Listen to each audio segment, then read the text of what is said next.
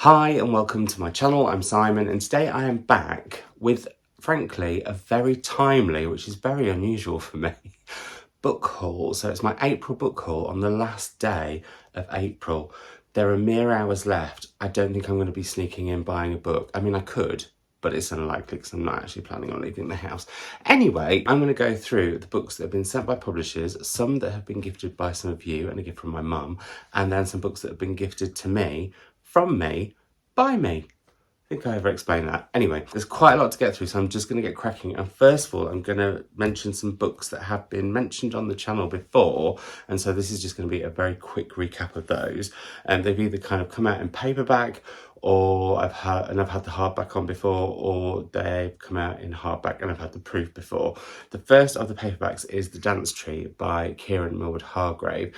That cover is absolutely stunning, although I really love the last one as well. And if you go to your local independent bookshop, you might still be in with a chance of getting one that's got spreads. I mean, what more could you wish for? This is based on a true historical event in the... Oh, now then. Have they not got the date on the back? And I should know this. Anyway, it's based on a true historical event where, in Strasbourg, a woman started to dance and then more started to join in with her, and it was basically like a dance pandemic. And yeah, Kieran's writing is fantastic, and this is out now. Then we have Quietly Hostile Essays by Samantha Irby, who I think is incredibly funny. Haven't read this one yet. Looking forward to getting to it when I'm just in the right mood and need a good old chuckle. I don't find funny books that funny that often. However, Samantha Irby does always entertain me and give me the giggles because she is hilarious. She also wrote the best episodes of And Just Like That when it came, I was going to say when it came back, but you know what I mean, last year. And I'm hoping that she's written on series 2 because they were corking. Then we have 19 Claws and a Blackbird by Augustina Bazterrica. Now, is this translated? It is, from the Spanish, by Sarah Moses. And I think these are short stories that are all a little bit dark, brooding and ominous. I have not read Tender is the Flesh by Augustina, which is about cannibalism, so kind of sets the tone for what her sort of writing is like. I'm really looking forward to getting to this one in due course. This book, I think, needs no introduction really, because it's going to be like one of the books of the year, I think. It's Big Swiss by Jen Began, which... well, Gillian Anderson on the cover says, so touching, so improbable, so true. And I really like the sound of that. But it's about two people who are messaging each other, I think, on the internet, little knowing that they're actually bumping each other. Oi, that might happen later. They're actually bumping into each other in the dog park nearby. I think that's a great premise. And one of my favourite titles of the year is Ghost Girl Banana by Wiz Wharton. And this takes place over 2 different time periods, where Suk-yin is initially in the 1960s and she's leaving Hong Kong to come to Britain to try and sort of make a name for herself and her family and set things right. And then I think we go to is it the 1990s? Yes, the 1990s, when she goes back after she's been left something in a will, and so she has to go kind of and find the secrets that have been buried since she left. This sounds just my kind of thing, so very much looking forward to getting to that. Now, on to books that I haven't mentioned on this channel before, I don't think, although maybe I have. Acts of Service, actually, by Lillian Fishman. And this is basically a book about a throuple, which, for those of you who aren't down with the sexual lingo, it's basically when you have a partnership of 3 people. So you have a couple, then you have a throuple. I don't know what, is it a quarple? What would a quartet? Let's not think about that right now. It looks at how that works as a relationship, and I'm really looking forward to getting to that one too. Then, one of the books I think I'm most excited about actually at the moment and want to head to pretty soon once I've got a lot of work reading done. I should have said at the very beginning that there's going to be some exciting news for those of you who stick around to the midway point. So there we go. If anyone's switched off before these 4 minutes are done, they've missed out. This is the book I'm very excited about. It's I Will Greet the Sun Again by Kashaya J. Kabazani. And this is about a I think it's a group of brothers whose father take them out of America and back to Iran, a country where they don't have any knowledge of, and so it's a complete culture shock to them, even though it's part of their cultural DNA and history. And it's then what happens when they then return, and there's also a queer twist to the tale, I believe, and it looks at what it's like to be a Muslim in America as well. So I think this is going to pack a real punch, and I'm super duper excited for it. There's also something really delightful about this cover. It's really simplistic, but I think really, really brilliant. So yeah, we have that. Then we have, on a sort of similar link to, well, these are all books with a queer twist actually, but particularly this has a bit more of a link to this one. We have Concerning My Daughter by Kim Hai-jin, and it's translated by Jamie Chang from the Korean. And this is about a woman who slightly begrudgingly allows her 30-something-year-old daughter to move into her house along with her girlfriend. And it's how her mother is obviously there for her daughter, but also is questioning what for her is an unusual choice of lifestyle. And I think this is going to be quite a pocketful of power. No, pocketbook of power, or pocketbook of thoughts, or something. It's going to be pocketbooky because it's quite short. And if Nathan Snook's watching, you could fit this into your trousers with those amazing book pockets quite easily, I think. And if you're not following Nathan's channel, you should. I will try to remember to link it down below. Now, I'm not going to say that I like a bit of a book marketing gimmick, but I do. And this one is brilliant because Termush, which is by Sven Holm and is one of the favourite editions where they're republishing sort of kind of forgotten classics, is set in a hotel. And guess what it comes with? Yes, it comes with a key card. I just think that is such a simple yet brilliant thing, because you can use that key card as a bookmark. I mean, it's just, yes. I might actually take this away because I'm staying in hotels quite a lot of the next few weeks. I think it's quite a dark sci-fi futuristic novel of its time. And Selena Godden here says, a dark and prophetic noir. Termush feels like someone from the future screaming to us in the past. That sounds amazing. And I think I saw it described as White Lotus, but in the future. So all those things are working for me, and I will take that on one of my trips in a hotel and read it, especially. Then I asked for this from the publisher. Have I asked for any of the ones that I mentioned so far? No. This is Philip Hensh's latest book, To Battersea Park. Now, I don't know anything about this, apart from the fact that I really, really love the cover. But Philip Hensh is an author that I've wanted to read for so long. I think I've tried a few of his big chunky books and not finished them. Not because I wasn't enjoying them, but probably because at the time in my life when I was reading them, I was a fickle thing. I would kind of see a big book and go, oh, imagine how many books I could read instead. So I've got quite a few of his on my TBR, but this one is the latest one. And I thought, oh, that could be good to read. Maybe I could go to a hotel in Battersea Park. Battersea Park? I was going to say Battersea Bark, I think, in Battersea Park. And then I could read these two, one in Battersea Park and also one in a hotel in Battersea Park. Let's see if we can make that happen. We probably can't. Very excited to receive this next book by Mina Kandasamy, and this is Tomorrow Someone Will Arrest You. It's her poetry collection and latest poetry collection.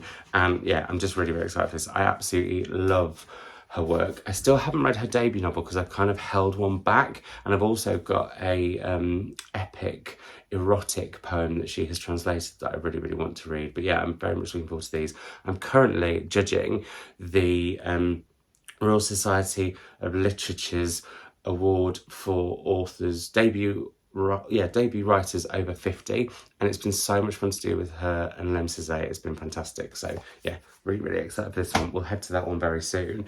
Then I got a finished copy of A Trans Man Walks into a Gay Bar by the lovely Harry Nicholas, who I adore on Instagram, and I'm just really looking forward to this. I don't read blurbs generally because I don't like to. However, because I just adore Harry, I just want to read the book because it's his writing. But I'll give you a little insight. In this raw, intimate and unflinchingly honest book, we follow Harry as he navigates the sometimes fraught and contradictory worlds of contemporary gay culture as a trans gay man. From Grindr, dating and gay bars to sauna, sex and ultimately falling in love, Harry's brave and uplifting journey will show you that there is joy in finding who you are. Just sounds amazing. I know I'm going to absolutely love this. So very much looking forward to getting it. I've had a very early proof for a while and I've held off because it's one of those books that I've been saving for a rainy day. It's practically raining constantly, or has been over the last couple of days, so shame on me. Then we have the second in the Canon Clement mystery series from the wonderful Reverend Richard Coles. I read the first one and absolutely loved it. This is called Death in the Parish. It's out on June the 8th. And I can't blink and wait. This is going to be the kind of book that I curl up with when I really need like a treat. I was actually thinking about like what I want to do a few more days of that, of just curling up with one book on a day. I think maybe it could be a Sunday thing that I start doing, because you know when you're in that mood for sort of like a Sunday movie, do you know what I mean? Either something just really cozy, something kind of that's a bit of a classic maybe. Anyway, that's something that I'm thinking of doing. So there we are. Then I was very kindly sent Peach Pit Stories, 16 Stories of Unsavoury Women, edited by Molly Llewellyn and Crystal Buckley. And I'm really, really excited for this. It's got... well, I'm very excited particularly because it's got Lauren Groff, who I've read and liked and would like to try more. Molly herself has got a story in here. Has Crystal? Yes, she has too. Alison Rumfit, who I'm really keen to read, and Disha Filial, who I read recently, her short stories, and absolutely loved it. The Secret Lives of Church Ladies it's called. I thought it was brilliant, so very excited for this anthology indeed. Thank you, Molly, for sending me that. Another anthology that I'm really excited about is Will You Read This Please, edited by Joanna Cannon. And I think this is absolutely incredible what Joanna has done with this. She has basically asked out for people to tell their stories of mental illness, and then what's happened is she's got authors to work with that person to tell their story. So you've got Jen Ashworth, you've got Catherine Cho, you've got Catherine Mannix, Tracy Chevalier, Claire McIntosh, Joanna Cannon. It goes on, and I'm really, really, really excited to head to this one and want to read this one quite soon. I think it's going to be the sort of book you need to be in the right mindset for. That's not meant to be a pun. I wouldn't be that tacky, but like, I think because there'll be some kind of harrowing tales in here, that just see extraordinary stories from ordinary people. And that's what I love about Joanna's writing, is she always makes the ordinary seem extraordinary in the most brilliant of ways. So looking forward to that one. Then we have a book that I'm not really sure what it's about. However, I have been sent it before, so I should have shown it earlier. But this cover is so beautiful. I can't even bet. I mean, I can bet. Actually, it goes with this top. Look. Oh, how lovely. And this is Cacophony of Bone. Cacophony? Cacophony. I really wanted to say something reason I didn't. Cacophony of Bone by Kerry Ni Dogartag. Who else said that right, or even vaguely right? I'm sorry if I haven't. And this is non-fiction, and I think it looks at the pandemic in quite a different way. So yeah, I'm intrigued. I feel like I'm beginning to feel like I could read more pandemic-y books. I've read a few, but not too many.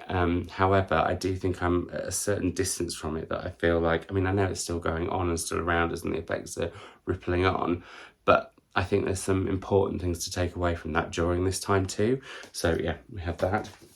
I have no idea what the subject matter of this book is about. I don't want to know, and often I don't with books that I just want to read when they arrive.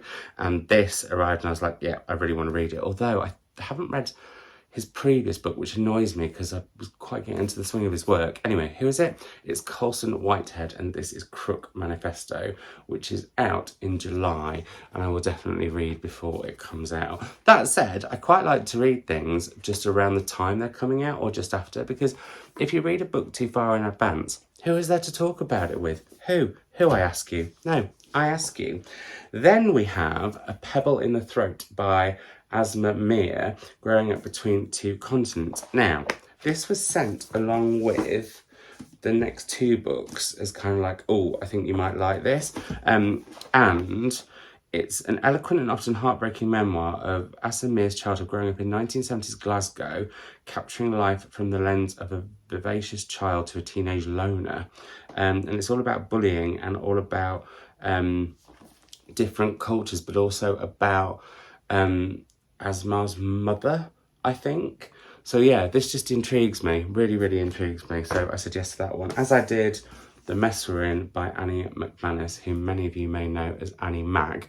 I have her debut on my shelves. I haven't read that, but I really like her, and so I think I will really like her writing. And so therefore, when I was asked if I would like this as well as this, some orange stuff going on here, I said, oh yes please, without really knowing too much about it. But when sometimes you're offered things, how can you say no? And this was an accidental ask because, and it's the last book that I got from publishers actually. Oh no, that's not true, because I've got some books that are to do with events and projects and stuff, and 2 of those from publishers. Anyway, I saw it on Twitter and thought it looked absolutely stunning. It had a quote on the cover by Sarah Waters and just had this kind of slightly gothic, and I will be frank, autumnal feel to it. So I was like hooked. It's Fox Ash and it's by Kate Worsley. And this is set in, oh, I thought it was set in like the 1960s. Doesn't say that at all. But basically it's about a couple who moved from where they were living out into sort of the countryside, and it's how initially they feel completely out of place and completely at odds with people. However, they start to begin to really enjoy the life out there and the change of scene until someone comes knocking on the door with secrets that they can't avoid, or with like a past that they can't hide from. And that was enough for me, along with that cover, to say, yes, please, that looks superb. So I'm very excited for that one. Now, I have some news. It's very exciting, and that is, and it links to the next 4 books that I'm going to show you. I am very excitedly, and I still can't quite believe it, and I'm pinching myself, going to be presenting a show on my own for Sky Arts, which will start filming at the end of May. And I can't say too much now, but hopefully soon, so keep your eyes on my Instagram, because that's probably where I'll say more about it, maybe on Twitter as well. I'm just super duper excited. And one thing that I do want to do is to be able to kind of take you all along and maybe make like a vlog of how you make a bookish TV show. So if you have any ideas for how I could do that or what you'd like to see in that, let me know in the comments below. But I can say it's me interviewing writers, and some of them may be deemed celebrity writers, some of them are bestsellers, some of them are award winners, and just having what is being described as, before it's filmed, an intimate, warm, wry and funny look at their lives through books and the books that they have written. And the first guest that I'm going to be having on, I think I'm allowed to say this, is Richard E. Grant. I'm currently reading A Pocketful of Happiness as I film this. This is about the diagnosis of his wife's terminal illness up to her death, but also looking back at their relationship. And it's in one part deeply moving and very hard to read, and then another part kind of delightfully gossipy, but also just so full of love. In fact, both parts are both absolutely brimming with love. So yeah, there's this one. There's also With Nails, which is his film diaries. So we've got that. His novel that I never knew he had written, By Design, a Hollywood novel. We were flicking through this at the first pre-production meeting last week, and some of the language and the gossip and the shenanigans, I cannot wait. And then I also have The Wawa Diaries, making a film. He directed and wrote The Wawa Diaries, which is a filmic retelling of his childhood, which I also really want to watch. I'm really desperate to watch Can You Forgive Me, which he was in with Melissa McCarthy, which is based on the true story of forgery of letters by famous people that obviously hadn't written them. And then the last 2 books from publishers are both for other events that I'm doing, including my mate Melanie Sykes' latest book, which is Illuminated, Autism and All the Things I've Left Unsaid. I'm doing an event with her on Wednesday in Manchester next week, and really, really looking forward to it. It's already sold out, and yeah, I'm going to be cracking on with this very, very soon, because obviously I need to read it before then.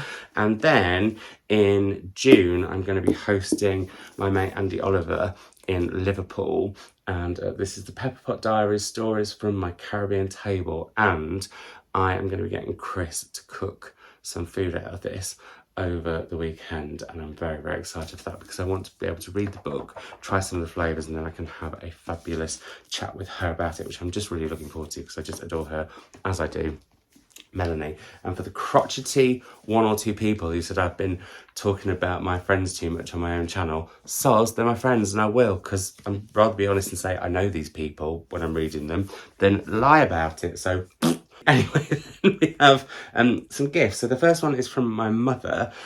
We were going on a bookshop road trip around North Yorkshire, and she kindly gave me Charlotte Bronte's The Professor because the Bronte Museum was on the schedule. We did get there. Sadly, our road trip got cut halfway through as we've had a bereavement in the family, but we're hoping to pick it up soon. And yeah, I will read that in due course, although that wasn't the one that I was going to. I did read some Bronte, which we'll come to shortly.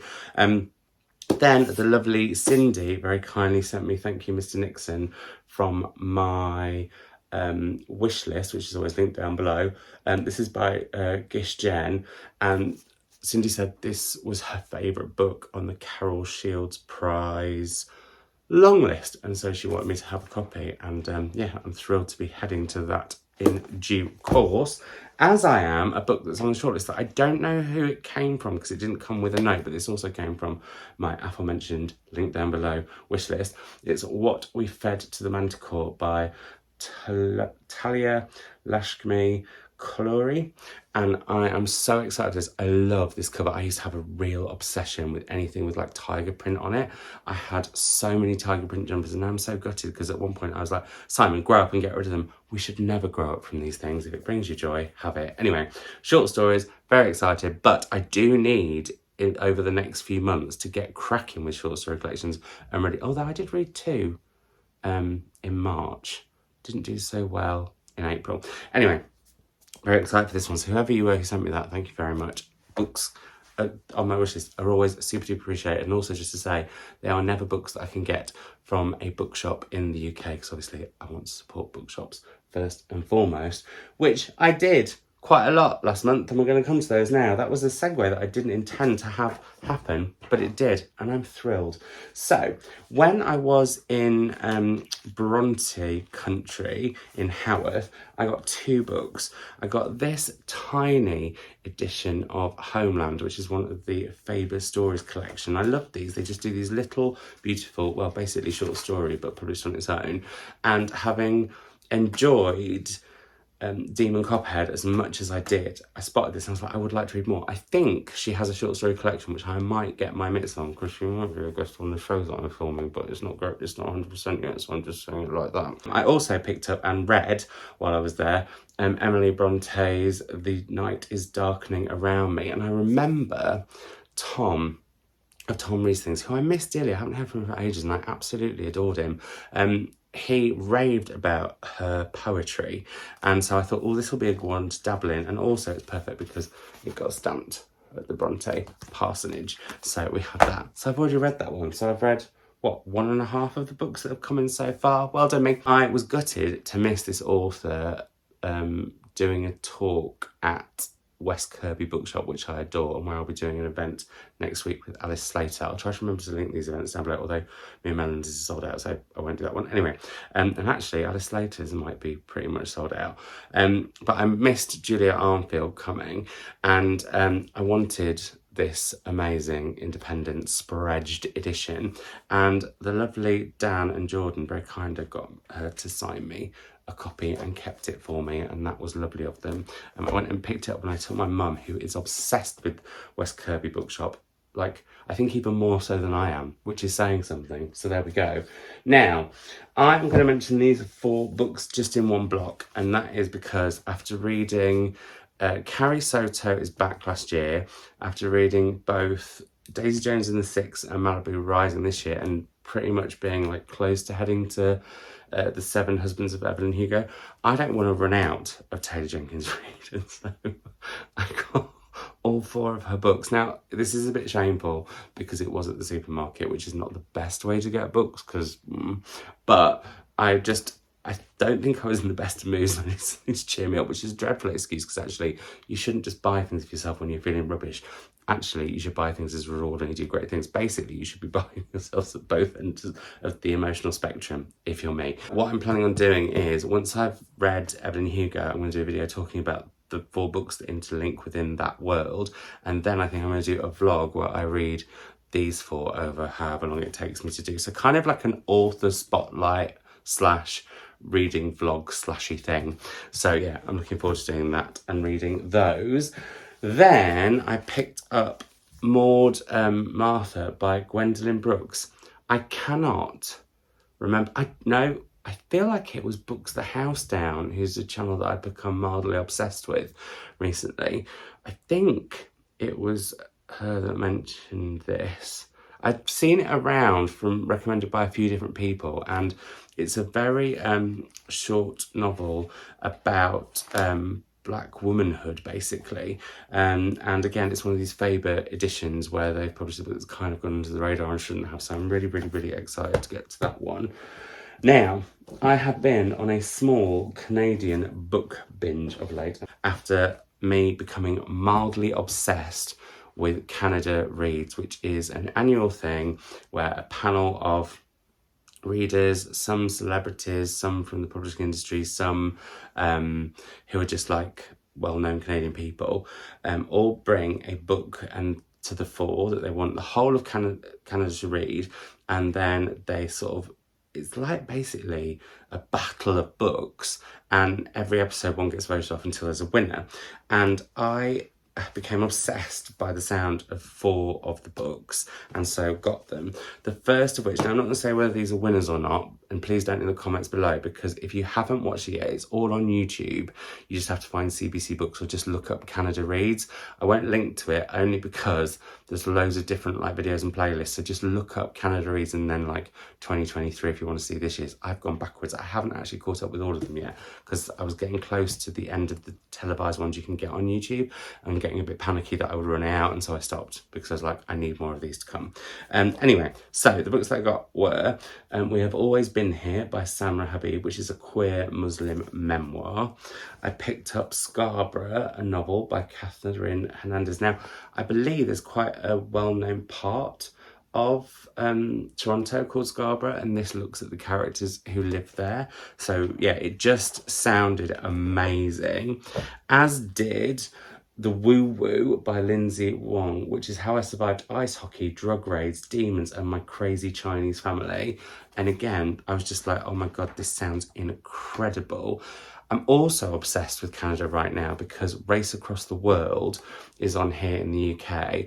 And I recently followed Zainab, who is half of one of the couples who is racing across the world in Canada, who I've become obsessed with, and she loves books. Like, I'm totally and utterly in awe. If any of you are out in Canada, let me know, because I'd love for like tips of where to go or places that we should go, like particularly bookish places, but also I just want to go and see all the nature. I want to move there basically for a year and travel around. That's what I would like to do in 2024. Anyway, moving on. Yeah, that, I just think this sounds incredible, so really looking forward to that. And I need to read more non-fiction this year, so that will help with that, as will let me get it. Well, I've got it. We Have Always Been Here. They're going to be 2 corking non-fiction books, I can tell. And then another novel that I got is 5 Little Indians by Michelle Good. And again, this just sounded so incredible, quite difficult. That seems to be like a theme with quite a lot of the books that get put forward, like quite dramatic. It's also got, I know some people hate this, but I really loved, I've forgotten what this is called now. I really loved that one. Is it Rough Cut? I'm not sure. But yeah, I got that one. So very excited for that. And then other books I picked up are Victoria Adekwebuli's Quiet, which recently won an award that has now left my brain. Not the Republic of Consciousness, anyway, but what I'm planning on doing, I was going to be reading I don't know if I actually got around to saying this earlier, I was going to be reading the Carol Shields shortlist for a vlog. However, I'm going to read whatever wins that, along with this and some other prize-winning books, some from well-known prizes, some more left field, in a reading vlog in due course, because I just want to give that a go. But that poetry collection is meant to be amazing. Speaking of prizes, this author has recently been shortlisted for the Women's Prize, and I thought that it was her debut, which it is her debut novel, but not her debut book, because Jacqueline Crooks has written The Ice Migration, which is a collection of short stories. I don't know when this came out actually, but it's from People Tree Press, who published Monique Brophy's The Mermaid of Black Conch. This was published in 2018. And who publish Caribbean fiction and, well, sorry, it's the home of the best in Caribbean and Black British fiction, poetry, literary criticism, memoirs and historical studies. They also publish my absolute bae, Andre Bagu, or as I'm now calling him, Andre Bagu. So yeah, I'm very excited for this one because I absolutely bloody loved Fire Rush. There will be a vlog of me reading all the Women's Prize long-listed books I hadn't before the shortlist. It's just going to go live later because, as I hinted at, mine and mum's trip, we had to cut that short due to a family bereavement, and then that week was just a bit mad with also going to London for lots of meetings and blah, blah, blah. So yeah, but that will happen along with the parallel read and video diaries of me and mum reading Barbara Kingsolver's Demon Cophead. Speaking of mum, I think she was with me when I got this in, I think this was a second-hand bookshop. It was Oxfam in West Kirby when I was taking mum to see West Kirby Bookshop, and I saw Olive Again by Elizabeth Stratton, this gorgeous half cloth bound hardback edition, which I just really love and have quite a few of her books in. So yeah, I want to head to the Olive books at some point, although I need to read Amy and Isabel first. Then, back on to mentioning the Carol Shields shortlist. I ordered myself the American edition of When We Were Sisters by Fatima Ashgar. Now, I know that this is coming out in the UK. I just really don't like that cover. And I think this is absolutely stunning. So, yeah, I'm going to head to this soon. I'm really intrigued by the style of writing. It's very vignette, which is, frankly, just my cup of tea. I was thinking I should do a video on what, like, my favourite things in books are and what my sort of pet peeves in books are at some point, if that's of any interest. If you've got this far, let me know. And then we have a second-hand bookshop that I also got actually in Haworth. This is The Secret Chord by Geraldine Brooks. This is the American edition. I read this and loved it, and I don't know whether it was a library copy when I used to work at Liverpool Central Library or what, but it's gone, and so I wanted it, and when I saw this and it was just £5, I was like, oh yes please. This is kind of a religious-y story, which is not normally my bag, but Geraldine Brooks is an absolute genius, and that's reminded me I really need to read Horse. I've been saying that for ages. Then, before I reveal, in a brand new book tote, or bookish tote bag, excuse me, there's a little bit of fur on that, I'll show you the two books that literally were the last two books that I bought this month. One that I also ordered from America is You Will Do Great Things by A. Marie, illustrated by Reza Figueroa.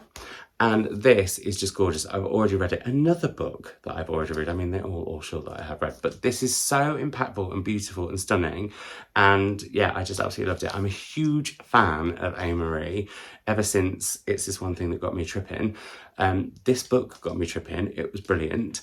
And I love her book club and just her whole enthusiastic, joyous vibe about reading and writing and bookish everything.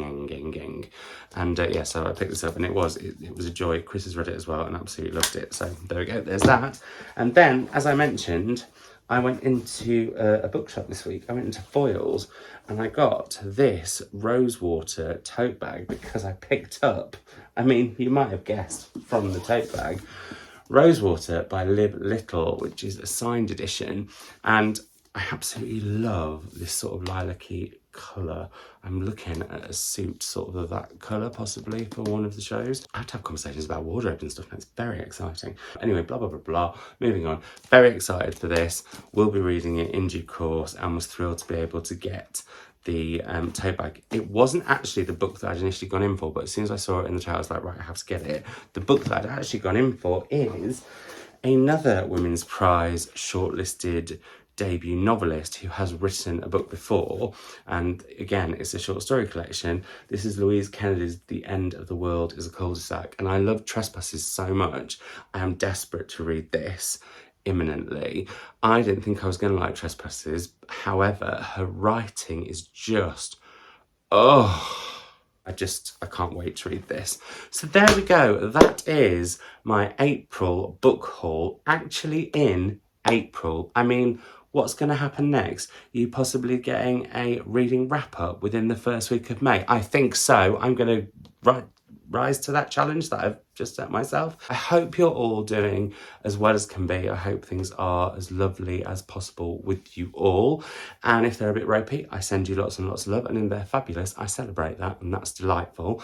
If you want to catch more of me on my Instagram, Twitter, or head to my Patreon or to my wishes for anything like that, they're all linked below. Subscribe if you want to. Give it a thumbs up if you are that way inclined. And yeah, it's been a joy as always to chat with you. Thank you for spending time with me, and I will see you in another video very soon. And if you've got this far, leave me an emoji of books or roses, or why do I want to say sheep? Are there sheep on this? No. Or a duck. There we go. And I will speak to you in another video very, very soon. Bye.